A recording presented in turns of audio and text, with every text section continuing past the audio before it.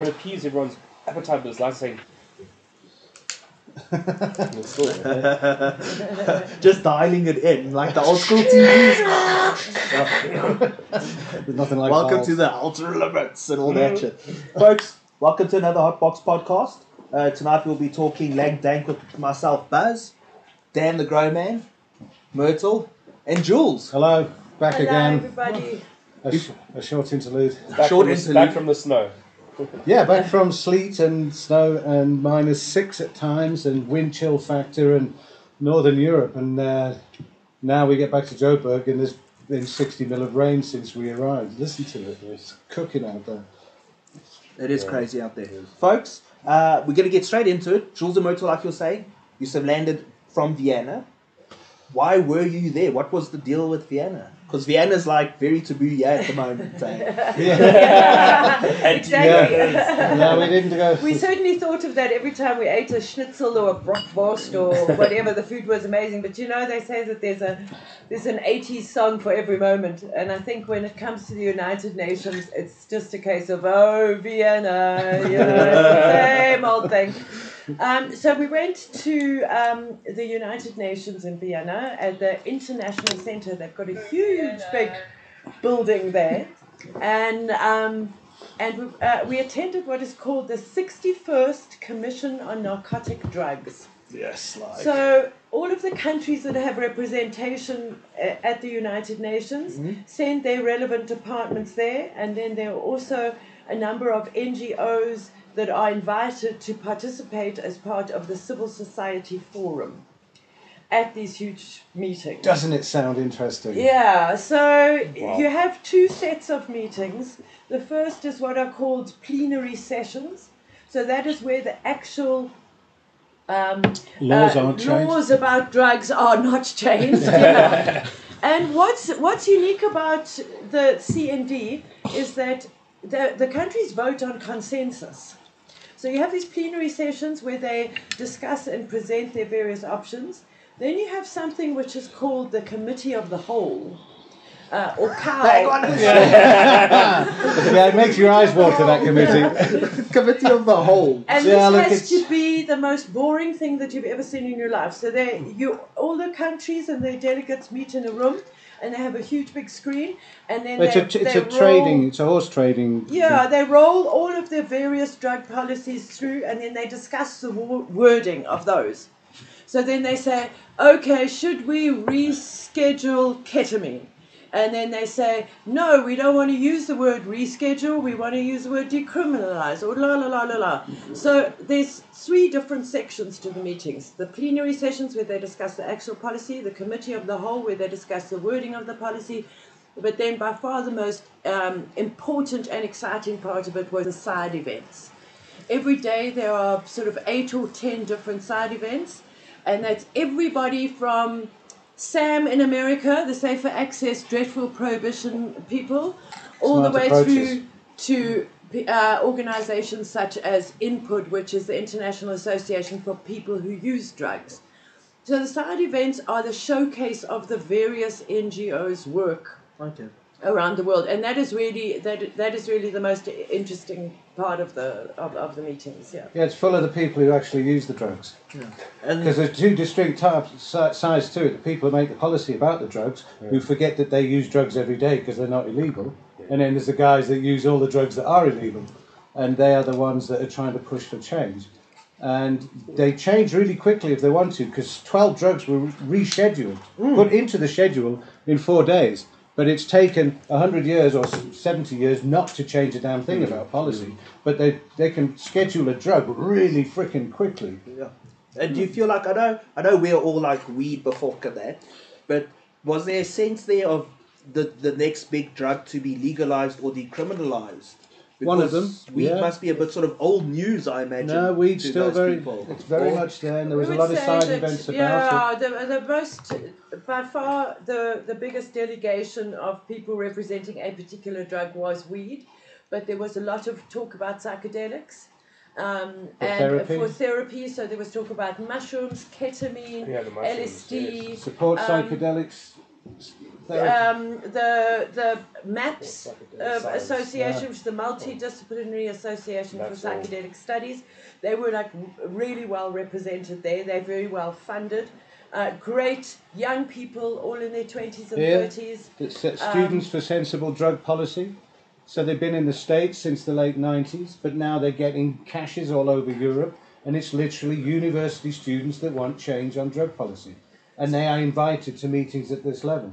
But I don't see a single thing like this in this part of the world ever. Well, we had quite a few instances where really young people came up to us and said, "Oh, we're so pleased to meet you, and we've heard all about you."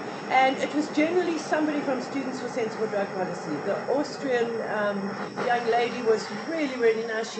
She's mainly into hemp, and she'd heard all about Tony Budden. She was very excited about what's happening in South Africa. So there's these two sides of the thing. There's these old bullets who are all old white men, all just bitter and irritating, and they can really fuck you off when you've got to sit there and listen to them and just swallow and swallow, because you can't heckle from the cheap seats. But let's face it, no one likes swallowing old white men anyway. No, exactly. And then there was this very young, vibrant contingency of people who are doing amazing work all around the world. So what happens at CND, generally the most important stuff happens outside of the plenary and the committee of the whole. It happens at the coffee shop, in the corridors, even in the loo. I met people in the loo, where are you from, and what do you do? And, really funny observation, if you want to go for a ciggy, you have to get down the escalator, through the foyer, round to building A on this big circular thing, go down 3 floors into a multi-storey car park, and walk across this wind tunnel, and there's a 6-foot container with some glass in it, and that's where you smoke cigarettes. What? We called it the drug consumption room, because that's what it is. Yeah, people would come up to me and say, "Are you coming with me to the drug consumption room?" You know, on the second day, there's an O with a Fenta trailer and a coffee machine. There's so many people, let's pull up. But you know, if you do call it a drug consumption room, it all changes, because it doesn't get called that. Myrtle dragged me into one in the airport. Well, she didn't drag me in, but we were together and she went for a cigarette, and I walked into this place, and I've never been in one. Yeah. Because the last time I smoked, you could.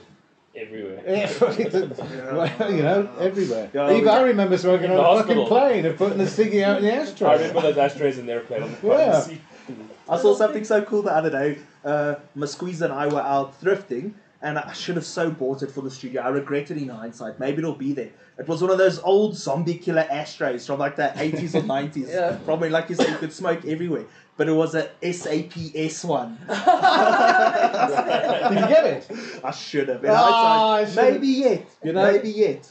Myrtle and I went to a freezing cold flea market in Vienna on the Saturday we were off, and it was a sight to behold. But Jesus, it was -5, and the only thing I bought was this really stupid hat for €5 that covered my ears and everything. Big fluffy thing, looked like a sort of Cossack on acid or something. Bradley just made some fresh brownies. Bradley? Yes. Okay. Nice. Bradley, do you do deliveries? Yeah. Eat them now, Bradley. Nice and and warm tell us in if this they rain. kick in by the time we finish, ne? Join us for the ride.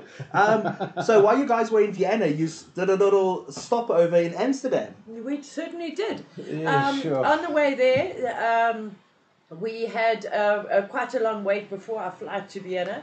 So Steve Compier from Cannabis Network News, who lives up in the north of Holland, fetched us from the airport, and God bless Steve. When we got into his car, he had 2 big joints rolled for us, and he said, "No, we're not going to go into the city, it's too busy, we're going to go to the beach." So we were actually, for the first time, we went to the beach in Holland and had some lunch North and Sea. got stoned. That's something different. Just Was the water warm? We didn't I don't think Holland's known for its beaches. Eh? Well, you know, there was something quite nice about it, that it was a calm day but freezing cold, and the beach is totally flat for miles out to sea. It's the flatlands. It's all flat, the whole damn thing's flat. But he took us to a cool coffee shop. Yeah. But he loaded up on freshly made, ready-made cones. Big deal. Yeah, Rolled pre-roll. joints now. Pre-roll is massive on the menu. But it's all got this frickin' herbal mix in it. Oh. Well, That doesn't taste very nice. before you get into it, I saw you posted or you sent me a pic or us or whatever, and wherever you were at, they were saying that please no strawberry or lemon or whatever weed in their thing. And I was like, but isn't weed? There's something going on. Yeah, it's adulterated. It's actually, you know, we were talking about you could make swag into cool by the pool with terpenes. That's it. Well, that's kind of what they're doing, but they're not actually using terpenes. No, they're using the glycol flavourings that they use for the shisha pipes. Okay. So they just put in a few drops of that strawberry flavour in in a 100-gram bag. Give it some, and then you open the bag because everyone's big on smelling. You know, smell this, brew. And there's lemon haze, strawberry kush, and vanilla kush. Yeah. So those are the three that they use, and that photograph was taken in here, the cannabis college. Yes. Yeah, you know this place. I've been there. Okay. Yeah. So they were the neighbours. They are neighbours on the street to Sensi, basically. So we dropped loads of flies and bits off there. Cool. And they are legendary, but they're purist and they're non-profit, and they're doing it and putting it back into the cause. It's not a commercial entity. Blows you away that the people behind the counter volunteer their time, and they're all on shifts and stuff. It's an amazing source of information, this place. They've got a sign there that says, we will check your weed before you use our vaporizers. Yeah, they don't want that shit. So they check the weed, they put it under a microscope. If they can see glycol crystals or anything, they don't let you use their vaporizers because they've got those volcano vaporizers in their little sitting room area. Team Green. Man, it's just so civilized. You walk in, there's a whole bunch of couches, loads of info and stuff, and a place with a nail already at the right temperature, you know. Well, not so much a nail, to tell you the truth. The nail's still under the counter. Concentrates are still illegal. So then on our way back from Vienna, we stopped in Amsterdam for 3 days just because it's our favorite city in Europe, and also because we couldn't find any THC in Vienna. A friend of a friend gave us a tiny little nug which we made last for like 3 joints. Anyway, we got back to Amsterdam, got loaded up on the THC. We also went to go and see our international affiliate Sensi Seeds.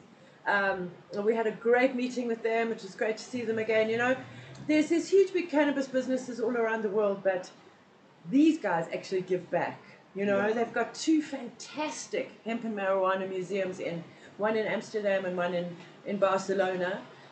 They really do give back to activism, and I'd like to give them a shout out because we actually stayed in the Sensi Seeds apartment. Yeah, they put us up for 3 days. If you know how expensive accommodation is in Europe, to have a whole apartment to ourselves, especially because it was so freezing outside, we were really, really spoiled. Right above the museum, downtown, right there. Walk out, you get every food from all around the world in 30 seconds. Cool. Right next to Greenhouse's coffee shop. I'm sure you saw all the usual suspects, but we need to get down to brass fucking tacks now. How much was the weed, and was it worth it? Anything between 200 and 300 rand a gram, and for me it's not worth it because, you know, I don't go for high-end weed. I'm a sort of homegrown greenhouse dude, but this stuff is not what it seems. It all kind of tastes the same. Sort of had a bit of a perfume to it, as if it hadn't been cleaned properly. None of it stayed lit. You know that whole thing about putting tobacco in because it stays lit. Maybe it's true because I don't know. This weed is not. But it was really short-lived as well because I mean by this stage our tolerance levels were really down. So we bought some lemon haze. €15 a gram, so that's 225 rand for a gram. So we just got 1 gram. I mean, like you do 9/10 of it in a joint. And then he's got this bit left that you can't use. But we said we just do a gram because then we can have another gram in another place instead of buying all. But 20 minutes later, we need another joint. That was my big thing. It was really short-lived. I don't know what makes it. We wake and bake every morning in Amsterdam, and it does. I mean, it's cool. It gets you downstairs into a coffee anyway. I said it earlier. Maybe it is like that. Amsterdam's probably a bit like the McDonald's of weed now. It's there to serve a point and a price and a purpose and an expectation, and that's it. You know, a couple of blocks out of town, keep going out for 2-3 Ks. We met some Mauro from the Stone Society, the guy who's putting on one of the organisers for the summer concert. Well, tell us about that, because you were saying you got invited to this thing. What is this thing? Man, when is this thing? We feel like we've arrived because now our name's on the flyer, and we're keynote speakers at one of Europe's biggest hemp festivals in Amsterdam on, I think it's the 17th. It's the 17th of June. It's called the Cannabis Bevrijdingsdag, at the Freedom Day, and it's a free party. and have bands and stalls and all of the usual thing. And this is their 10th year putting on the event, and they've got speakers. Dana Larson from Canada, who's married to a South African, and we have a certain kinship with him as an activist. Then we have Ed Rosenthal, who's also an activist of legendary status, and us on the flyers. So it's very humbling, and thanks to the Stone Society and VOC Nederland, who's a big non-profit, drug policy non-profit in Europe. So we're going to be going back to Amsterdam, and they asked us to please invite South Africa. So start saving now and come with us. Yes. Don't you think? It's it's going to be great. It's in Flevo Park, one of the biggest parks in Amsterdam. And it'll be the average is about 26 degrees in June in Amsterdam, so it's not so freezing. And yeah, wouldn't it be great to have a big party of South Africans going? That would be awesome. You know, saying that, there was a whole bunch of South Africans there behind the counter selling in the second-hand shop and stuff. Yeah, she was from Cape Town. And a really funny thing, the first restaurant we went to on the beach down, the first waitress we ever have an interaction with, ever, South African, finds out we're from South Africa, says, oh no, I love South Africa, I went to Cape Town, but I spent most of my time in small towns. I went to Barrydale, and Myrtle said, Barrydale? Oh, but that, and she said, yeah, no, I met this cool guy talking about cannabis, and we went, Alex. It was Alex Dowding, so the very first person we ever spoke to as a stranger in Amsterdam, in Holland, knew Alex Dowding. So Alex, and I think Alex was also on the first episode. Yeah, Alex was on the first episode. Yeah, Alex gets round. Yeah, he said it off the UK. Checking these comments. There's some comments here that are coming through, and we've got Mr. Higo, Rolf Higo, that's asking here. Hello, Ralph. Okay. Evening. Sharing the feed now. I suppose the most asked question right now is when is the DC and Jeremy LL getting called back to Concord for the ruling? Well, good question. We wish we knew. Ralph, we wish we had 50 cents for every time we've been answering it lately. We're going to have to put another blog post out with a sorry we don't know. We talk about it every day, and we had a WhatsApp from somebody 2 days ago in a coffee shop talking to these guys, and it said, did you hear about the Concord decision? Are we going to? What are we decide? Are we going to protest it? Are we going to protest it en masse or in numbers?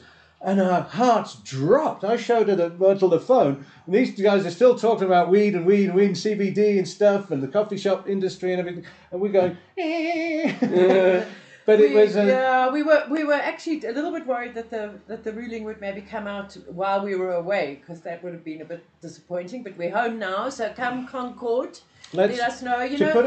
They would probably let our legal teams have an idea of what's happening first, and we know that Schindler's will definitely let us know the minute that they know. So, yeah. Well, the original judgment by Davis gave the state 2 years within which to rewrite the pertinent law. But the state appealed it. So that 2 years doesn't kick in until the appeal has actually been won. Because if it's turned around, then there is no 2 years. So everyone's saying, but 2 years, 2 years. It's not 2 years yet. That's the whole point of an appeal. It puts the brakes on for another 2 years. Nobody ever said that it was going to be at the end of the third quarter, the first quarter of the year. But the lawyers, Schindler's, say in their gut months ago, they should get this out by the end of the first quarter. But you see how dynamic South African politics is and how incredibly full the Concord is at the moment. It's making these massive decisions. And ours is just another one. So, Ralph, I don't know, matey. We can't second guess it anymore. Do we have to do the trial of the plant again and ventilate the rest of the evidence, because the other side hasn't put their evidence in yet? It's just as important. So it's a catch-22. Do we not have to get R1 million to do the trial of the plant again? Will this be a groundbreaking decision? And more important, when will it be? Yeah, so I think the short answer is we're all waiting to exhale on this. The expectation was by the end of this month. It could be any minute now, but I assure you, it's the moment we know. Yeah, no, it'll be out there. Yesterday would have been a great day to have had it. And if it happens pre-D-Day... Well, I had this joke with people, what if they know so much and have so much respect for the culture that they do it on the 20th of April because it's a Friday. Hilarious. It would be like, who's it? Machwing. Yeah. I know. I know. Wink, wink. So, yeah, look, if it's not the first quarter, then, it'll be the second quarter. And what they have on their side is time. They can fuck with it for as long as they like. Yeah. I don't see the Concourt, I don't mean it that way about the Concourt, but the state for sure is they're gonna Jacob Zuma it. Because this is not the only thing that we got running with the state. Remember, there's still crop spraying going on. Yeah. There is still that going down. They haven't returned to spray any crops since 2015, but the lawsuit doesn't go away, and we're trying to make it more and more and more into a class action now. That's another whole kettle of fish. That's You literally took that guy out of his mouth with it having on 420. Some guy said it. Who said it? Because plus rates. Daniel Cruitt. Daniel, yeah, you're on the same page as me, mate. Telepathetic, bro. Yeah, dude. I can see the future of it. So I must, just to add another thing about Vienna here, there's a definite kinship amongst the countries whose laws are changing. Because we were in this one very, very well-attended cannabis meeting, and there was Canada and Uruguay and the Netherlands, a few other countries like Italy is making moves, Czech Republic, and there's this like little conspiracy going along with them because as far as the United Nations are concerned, they will offer us treatment so that we can return to normal life. Okay? Unquote. After we've got rid of our cannabis addiction. They're going to pray our weed away. They're going to pray our weed away, and one day we're going to be normal. It's going to be amazing. But it really is heartening to know that we've got tremendous support from, we met the Uruguayan guys, very, very nice guys, invited us to Uruguay and all of that. So there's this kinship and this great middle finger that is going to this dinosaur called the United Nations. So if anybody ever says to you, oh, well, we signed these international treaties, don't even ever worry about that. Because we must all remember one thing. Apartheid was also legal once upon a time. Yeah. We mustn't Free Barriers forget. Act, the whole deal, yeah. So, No, it will fall because it's falling around the world. What we did see was no evidence that they could put the cat back in the bag anymore. It's out. Yeah. So they're dealing with what form of out that they want. And our major mission was to take our outcomes document of our discussion pamphlet. We'll have to do a session on that as well. Yeah, outcomes coming. Yeah, Myrtle and the team produced a 40-page thing this size, beautifully produced with some great photos of the cannabis world in South Africa. And it's a document to invite everybody to put in their comments as to what you want to see a legalization model look like. Because some people want utopia, and you know what, in our hearts we all do, but we've got to be pragmatic. Going down the rabbit hole again. You know, Going down the rabbit so that hole is again. that was one of our major missions. We took some glossy brochures to the UN and we left them on the NGO policy tables. And every day we filled them up, and they did go, and they must have gone to the right people, because not all of them went. And we had, and our people who'd been there for years said, don't put them all out at once, just put them little bit, because you know what, some of them throw them away at the end of the day because they're meaningless to people, but they're $20 each to us. It's a glossy thing, and it has to be high impact. So Myrtle had them in the bag all the time, and every time there's somebody that's really, you know, there's the dude from Transformers, some other. You must read this. Uruguay, the first person. Have a read of this. I think they would have been happy if you stapled a grand to it. Imagine. Just a quick shout out to Extraction Tech from Denver, all the way from Denver. They've tuned Denver? in. No, Colorado. Yeah. Not like near Cleveland. No. All I can hear is South What's up? Park in my head now. Hey Denver, that must be a weird time of day in Denver. What is that? First thing in the morning? You're like 7:10 a.m. It's morning. Must be morning. It's just like It must be pretty early-ish. So, there was action yesterday, because yesterday was apparently Human Rights Day, for what it's worth. Don't know if it's like just get together and drink Just in South Africa. Just in South South Africa. But in Knysna, the march went down, because it was a pretty short announcement, but I think between Mary Lou and Alicia and They like did Jeremy, and a march happened there. It was a bit of an issue, just to give you guys the lowdown. So everyone gathered in Knysna, the Rastas and that, but there was no, from what I understand, official permit for this. So the Public Gatherings Act, that dinosaur of a law, kicked in, and it says when you gather in crowds of more than 14 people at a time, you need to have a permit. Don't we know? So it was this clusterfuck of groups trying to stay together, but it's not going to happen. But in essence, people rocked up. It happened. Apparently, they almost arrested Jeremy. Yeah, well, I'm sure that he was poking them. But he's imminently arrestable. Or is that eminently arrestable? Well, Jeremy, do you come with your own cuffs? So the reason why they had the march was while we were away. Actually, I think it was on the first day that we were at the UN. We got the news that the police were raiding Judas Square. But I mean, of course, the police were raiding Judas Square. It's harvest time. Yeah. They were off to the harvest. They arrested Jabu, who is an old guy who is a bit disabled, and he is just the sweetest, gentlest character. And they always go after Jabu.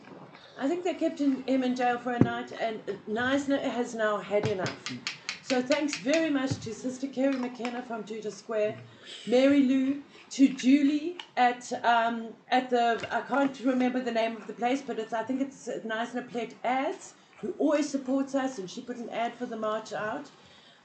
Anthony Colley, Anthony. And to those people. Yeah, great artwork and stuff going down, Anthony. Yeah. Some good And a quick going on. punt, cut to ad. Yeah. Check out Vaporwise. Vaporwise. That's Anthony's setup. You know, the Oak Tries is genuine. It's brilliant. No, we've done demos and stuff. Vaporwise have got some really top end gear. Yeah. I'm happy they're an affiliate and stuff. Back to the main show. I think people rallied around and paid for Jeremy's transport to come up from Cape Town. Fair dues. I know he came up with Alicia. Oh, he came up with Alicia. Alicia, thank you very much for always being there for us. Not so much in the background. She's our favourite Instagram canachick. And so, yes, it looked like yesterday was successful and exciting, and it just proves that the best activists are those people who really know how ugly prohibition is. And Knysna has had enough, from their local newspaper to their police to the courts to everybody. Knysna are pissed off, and it's one of the most beautiful places in the world, and it's really sad that there should be such bullshit going on there. They target. Jabu was the first guy to get a photograph with Stransham Ford all those years ago when Stransham went down to get the stay of prosecution, and he was talking to the little dude with one great big platypus of a dreadlock thing. Well, that was Jabu. So he's back in the thick of it again, because they never let up. Yeah. But it's all about the harvest. They don't pull it out right at the beginning, they pull it out at the end, because it's much more used to them right at the end. Course. Damn it, man. They know the game. But we showed the people around the world in the meetings. It literally happened on the first day. I think it was on the Monday. Did it take them the bag of Matakwane to show them? Save us from swag. Jeez. Yeah, the Matakwane. The video's looking cool for the Lesotho trip we did. Yeah, we'll do a link when we get to it, because we'll pass Rep CNN. I don't think it's gone public yet. It's on my phone. I've seen it. Okay. It's about 4.5 minutes, and it's straight to the point. So, as they say, the more info you put in, the more you have to explain. Because people don't even know what a Lesotho is.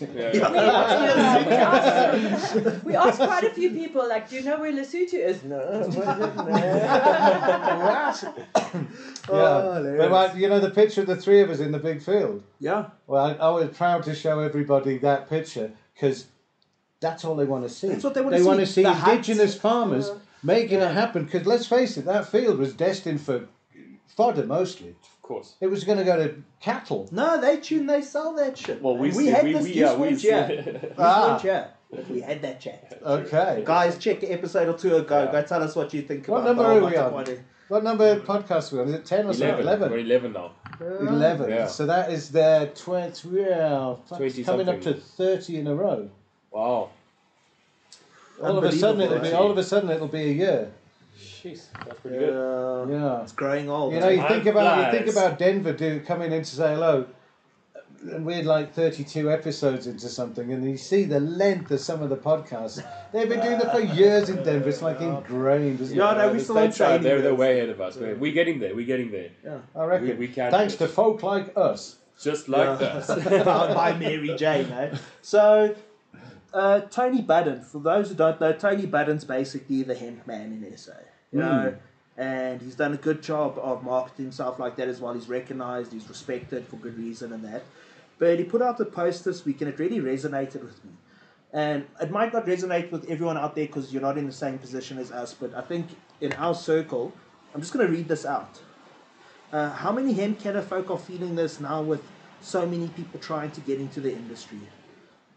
I now have a policy of sending a free info pack with all our videos, curated links and articles, and if that doesn't answer the question, we charge a consultancy. That is refundable if we do any business together on the topic of consultation.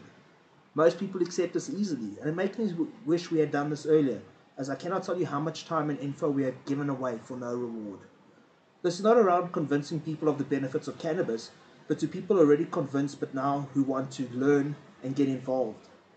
I'm not a canna Google. And then it links a cool article about, no, you can't pick my brain, it costs too much. But I think what he's saying is we have all had to transmit this info over and over, that you actually get to a point where you're like, either you're not hearing what I'm saying or you're too lazy and now I must just answer your... Because the question we get is when my inbox, it's the most common email and WhatsApp is, how do I get a hemp license? And it's not even like an educated question, it's just, how do I get it? And then I'm going to say, okay, cool, my friend, I'm going to come around, I'm going to fill it in for you, and then you're going to stamp it, and then there's your license. No. But I think people have this idea of it, so you would hope that they would come with maybe an educated question, because if they're serious, come on. But you get tired of answering it so much that also maybe it's time that we charge people, because maybe if you don't charge a person for your opinion, they're not going to take it seriously. I agree. It's a difficult one, but I know our inbox. This time when we were away, I mean, I think there's about 184 unanswered emails and things, because I just shelved it and only did the most important ones. And what we've done is every time there's a really important topic that we get the same question over and over again, we both update the frequently asked questions on all three of the websites, okay? And we write a blog post about it. So then there's two blogs. There's the Dagga Couple blog and Fields of Green for All blog.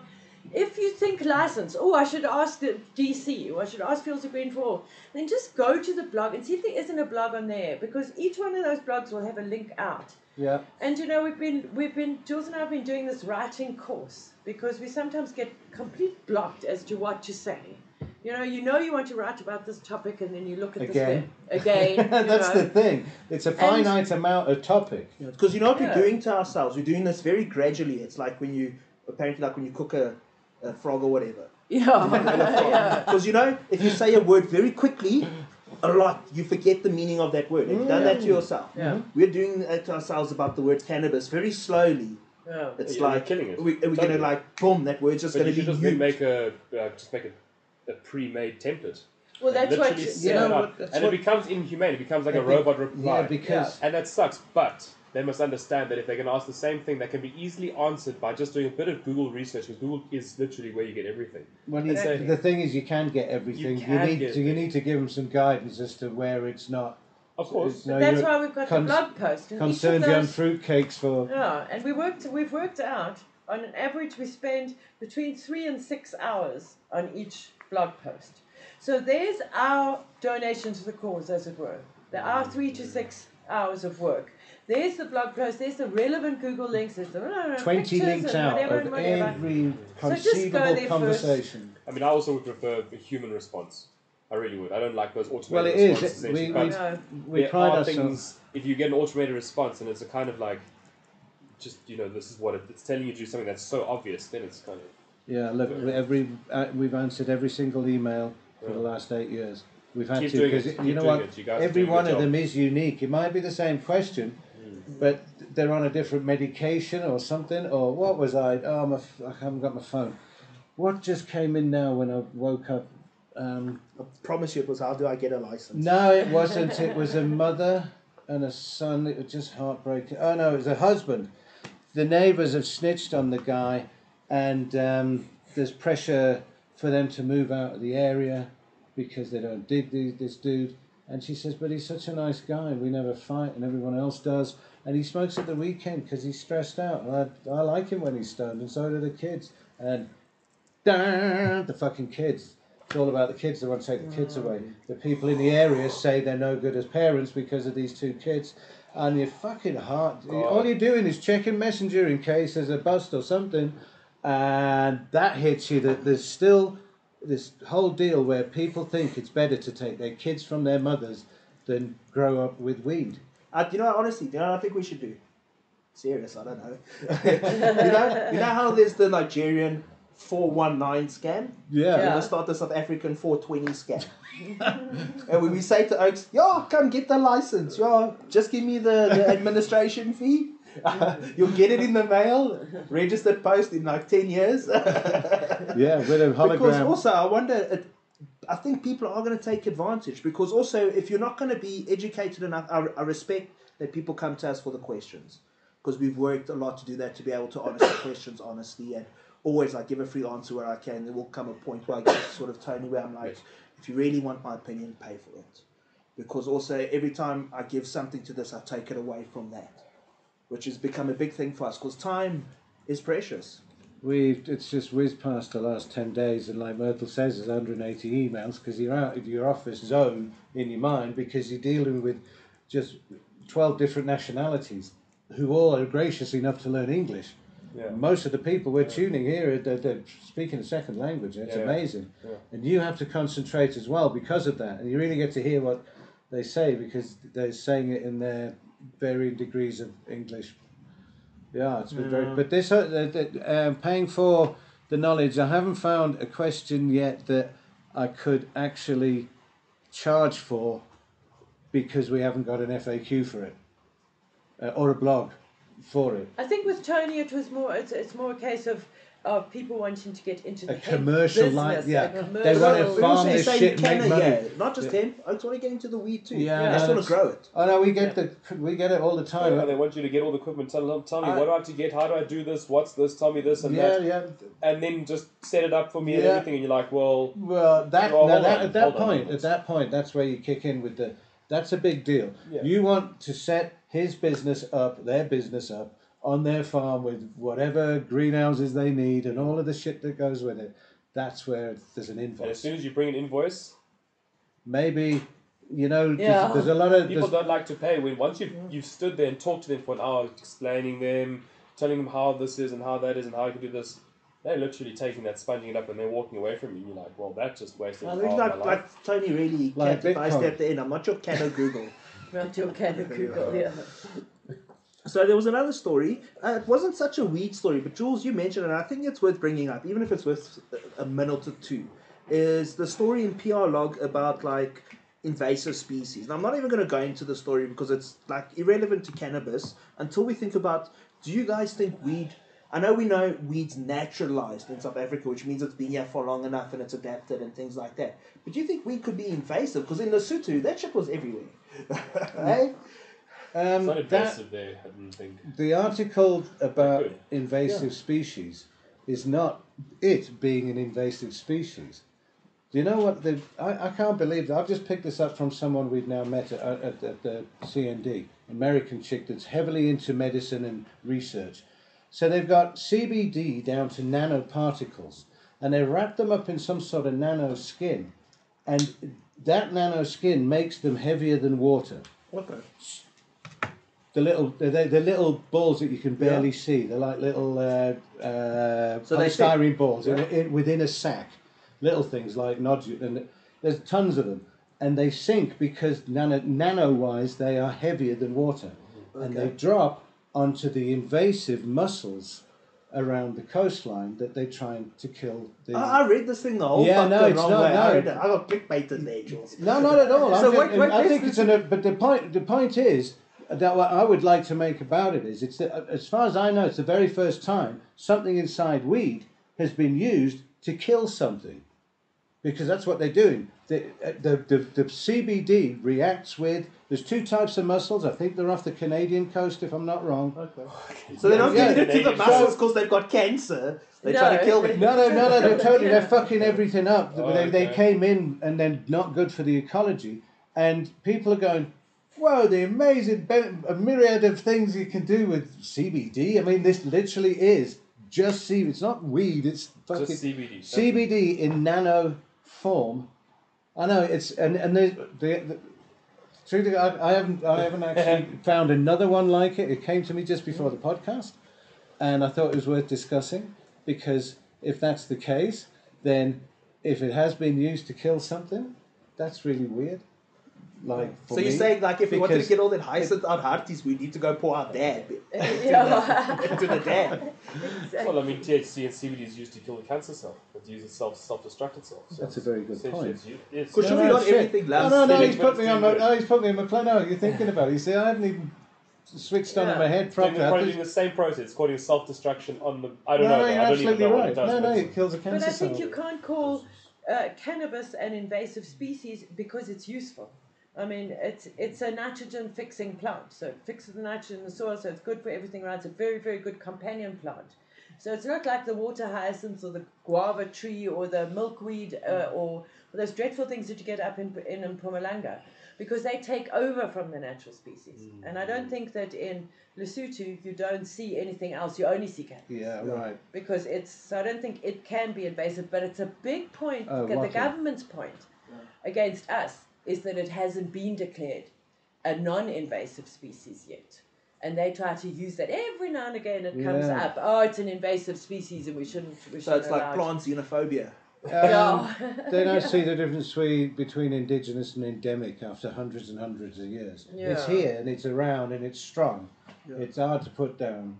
So it's endemic, but no, it's not indigenous. And they're just trying to mix words just to stall time. Yeah. But it's kind of weird though, because it's like to wrap my head around how they've weaponized CBD. Yeah, well, that's what I wanted. Because it's like Roundup now for muscles. But Dan's got it right. It goes around killing cancer cells. Of course it does. So I never actually put it into context.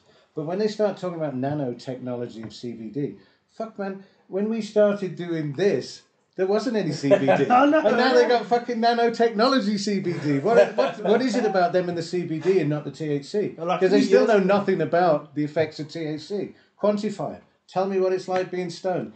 I've been reading about it. It's fucking baffled humanity. Every philosopher for thousands of years has tried to answer the question. We were having this discussion a lot on all of our train journeys and waiting for trains and whatnot, is what does it feel like to be stoned? So we were very not stoned in Vienna. So we got the very, very not stoned. And we got the plane, landed in Amsterdam, got the train into town, put the luggage, it was freezing cold, so I sent Jules off to the greenhouse coffee shop, got the spliff, rolled the spliff down. Okay, now what does it feel like? And even just between the two of us, we couldn't really quantify it. It brought me in touch with absolutely everything. I didn't have any extremities anymore. It was all one thing. That was the first thing I thought. It brought me towards myself, sort of squeezed my skin a bit, and you become more aware of yourself. And now we just landed up after another 15 hours or whatever we did. And there's a metro, and then there's a K-walk with the fucking bag on the cobblestones. It's like, you know what it is to travel, to get. It's not like being in the air for 4 hours. All while holding your bong in your ring. And dreaming of a drug-free world. And you can hear people with walk-on trolley things, like hand luggage trolleys. Yeah. And it's all cobblestones. So it's different frequencies. They must make it play a song, man. That was the sport. You'll find somewhere in Europe that does that, I'm pretty sure. Everyone's on the move. Every nationality conceivable, every language you can comprehend is in your ear all the time, and they're all going someplace. Smoking average weed. Smoking average overpriced weed. So, our next topic of the week. I don't know if we're in the realm of being affected by this. We may yet, I hope not. What's that? But it's a story on herb.co, and it's titled, "Is YouTube turning its back on cannabis? Or what is happening to YouTube's weed channels?" And I'm going to give you the blurb. It's a bit sort of hipsterish the way it's written, but it's cool enough. Philip Markov works in digital marketing. To most, he's known as a crazy ginger kid. In his YouTube videos, he sits in a room with instruments leaning against the white wall behind him, making the case for legalized cannabis, relaying the effects of DMT, heroin, and methamphetamines, and recounts his own road to recovery. He started the channel because he found online resources for recovery too weak or too condemning. A more candid approach was a puzzle piece in YouTube that was missing and desperately needed. His most popular videos have over 1 million views. 1 million? So, wow. just to break it down, so what he's saying is, when he went on YouTube and online, and it was like this not so long ago, you would search Dagga, and the first thing you get was like Sanka or something, and you would get a very polarized thing. It would all be this like heavy anti-drug vibe. Yeah. Treatment. Very subjective view, and you're saying like, wait, I'm a guy who's been through this. Let me tell people my experience, what it's like, what to expect. And now YouTube is starting to clamp down on these videos. So they're stopping monetization on some of them. So the ones that are doing well, that earn money, fuck, one day. But they're taking that away. They're starting to pull videos on that as well. I think it's because of advertising issues as well. Advertisers may not necessarily want their videos popping up in things about taking drugs. Right. But come on, Red Bulls. Come on, Jägermeister. I'll take it. Yeah, no, Yeah, exactly. right. Yeah. So, Big time. in a way, he filled this void. And it's for me, it's a service. Because to get that objective view is important. And now, inadvertently, YouTube's taking it away again. So all we're going to get left with is the most extreme. Yeah, well, isn't it the classic principle of harm reduction? When, the people who use drugs, people are fighting for all of these drug consumption rooms, like the one in the basement of the UN, fighting for the drug consumption rooms for people, and then they give them, like in the UK about 12 years ago, they had very successful drug consumption rooms, and then the Conservative government came back in, and then they took them away. Now they're fighting for them again, and I think yesterday or the day before, they're going ahead in Scotland. So that is what harm reduction is. But the people who are anti those drug consumption rooms say, oh, you're just giving the drug addicts somewhere to go and take their drugs after they've stolen their mother's TV. So it's that same argument. Is harm reduction, does it work, or does harm reduction encourage the use of drugs? Is he encouraging the use of drugs? And it's this round and round and round the houses debate that goes on and on and on. But the harm reduction camp is definitely winning. Yeah. They're definitely winning because luckily all of those older people are getting older. Yeah. And the younger people are starting to find a voice. Look at these students in the States after the school shooting. Look how they found their voice. And while we might bemoan the UN and they're so slow and everything like that, the people who've been there for many years have said, wow, it's really moving at a pace now. So YouTube, you had better keep up with the Otherwise, with another the channel's going to take over. Another social media platform will take over. It's a cleansing thing.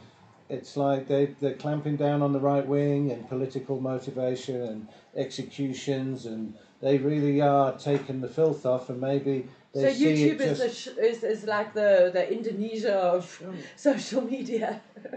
But I haven't death to you for educating people about drugs. I haven't checked this Oak's videos, but like if the Oak was sitting there sticking a needle in his arm, maybe I would be saying like, yeah, well, maybe YouTube, you shouldn't put that there. But if it's just a person sitting there talking, freedom of speech, man. You let that little Oak who shot up that school full of kids have his rantings. You've let pretty much everyone have their fucking ranting. If a person's just going to sit there and give a genuine experience, yes, it may be subjective, but it's more than their mothers had or the Dominie's had. Well, if they listened to all of them, then they'd have a statistic and they'd be able to understand it, because the people who take drugs are the only ones that know anything about it. No, maybe including cannabis. I know as little about getting stoned as someone who never has. I can't quantify it, but I can feel it. But nobody, not even Socrates, couldn't figure it out. So I've got to bring up this story. Like literally just before we sat down, Jules, you brought up this. I'm going to read it out quick. It's a story in the Mirror.uk. Horror inside Dutch Parliament as cannabis activist throws himself off balcony after leaving Facebook saying, sorry, I had to do this. So, video shows MP Anu Rutte speaking in the House of Representatives before screams and gasps are heard as the man falls from the balcony. So basically all you hear is the goof. You don't even see the oak. It would have been nice if he fell in frame. Would have got a bit more views. Would have gone more viral. But a pro-cannabis activist threw himself from a balcony with a rope around his neck inside the Dutch Parliament in an apparent suicide attempt while MPs were in session. And I'm sure he's got a heartache story about it. But doesn't that seem a bit extreme to make a point? Or is especially in the Dutch Parliament. I mean, everybody says, oh, I wish we could be like Amsterdam. Yes, it is free and everything, but when you speak to the activists there, it's not free. There's one guy who's been sitting outside the Parliament in The Hague for the last, I think it's 38 days now, Because he was arrested for 5 plants. Because in Holland you're only allowed 4 plants. Isn't he in his 70s? And he's in his 70s and he's sitting there in the rain and snow. But he's got a little and everything portaloo like thing that he can get into when it's sub-zero. And he's there and it's all green. He's in a green suit. He's got green hair. And so everything's not so lekker in Holland, you know. It's why a very, very conservative place. So obviously this guy was like, really had enough. Yeah. I got an SMS from Amsterdam now and said, no, the guy's fine. Nobody knows if it was a suicide attempt or whether it was just a publicity What was he doing with the rope? Well, nobody saw the rope. He's not anywhere else yet. Okay. There's no. It's a static camera to listen to the. Maybe it was just So they didn't have any way panning it to see what's going on, but it's people running off frame, coming to terms with what they just saw. Because this is a genteel parliament going, and they're all sitting, and what a whack onto like Italian marble or something now in a parliament. But it was probably like one of those, like the eternal line. But what's the difference between a 10-story drop and a 2-story drop? A 10-story drop is doof. This like was a 2-story, so it was doof. Because he failed at this, but maybe it was a hemp rope sample and he was rope not dope or some shit. Who knows? Well, we'll find out I hope because it was a publicity stunt. maybe it was, but it's not a really clever idea to do that. Yeah. It just not so much. I don't give a shit about you breaking your bones and stuff or even dying, but just. Now look at the mental shit cannabis can give you. You know, this guy was off his rocker on weed, and he fucking went and did this, and you see. Because you're saying it's a false flag attack. It was actually the Dutch's because we never saw it.